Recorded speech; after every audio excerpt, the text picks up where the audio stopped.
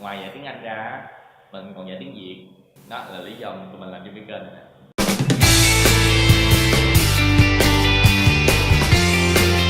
Qua một thời gian dạy tiếng Việt á, thì bạn thấy là học viên của bạn thường gặp những cái khó khăn nào trong tiếng Việt? Good question. Câu hỏi hay, không phải good question. Như các bạn nghĩ luôn đó, tức là học tiếng Việt, cái đầu tiên người ta nghĩ tới là cái phát âm. Phát âm nó hơi phức tạp so với những cái ngôn ngữ mà không có dấu. Trong tiếng Việt ngôn ngữ có dấu và gọi là tonal language.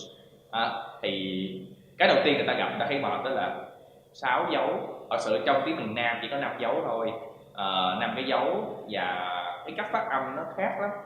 Nếu mà quen với cái chuyện đó, xong cái phần đó là mọi thứ rất là đơn giản. Ví dụ như cái văn phạm Việt Nam cũng rất là dễ, tất cả các chữ nhìn sao là đọc vậy, không có như tiếng Anh nha. Ví dụ như cụm chữ, ví dụ như chữ WH, what, WH đọc là một chữ là what, và cái chữ như WHO là đọc lại là who. Tức là một chữ nó có nhiều cái người ta không nhớ nổi, nhưng mà Việt Nam chỉ như đó nhớ.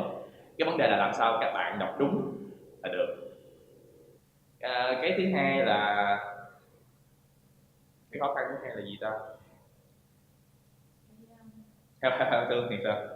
Theo Thương thì cái thứ hai đó chính là cái xưng hô trong tiếng Việt đó. Đúng rồi. Thật ra cái xưng hô cũng là một cái rất khó. Không có khó lắm đâu.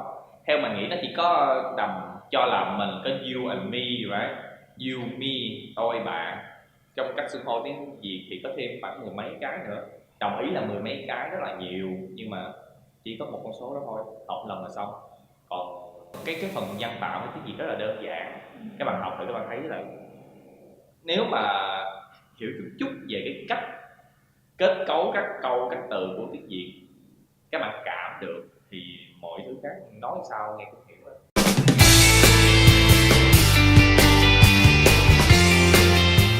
Theo Phi thì tiếng Bắc và tiếng Nam mình nên học thứ tiếng nào?